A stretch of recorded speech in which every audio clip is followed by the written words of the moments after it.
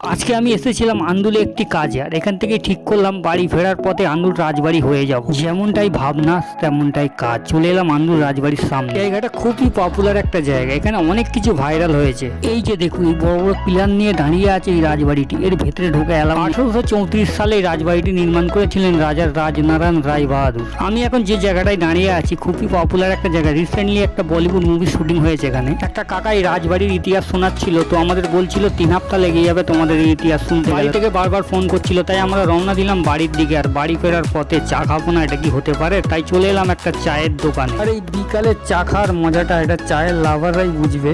কাকা এখনো 5 টাকা করে চা বেচছে, না চাটা খারাপ না ভালোই চা। কাকার 5 টাকা ভাড়ে চা খেয়ে আমরা বাড়ির পথে রওনা দিলাম। বাড়ি ফিরেই আমি চলে এলাম আমার ছোটাপ্পার অফিসে, কারণ এখানেই আমি ভয়েস এডিটিং করি।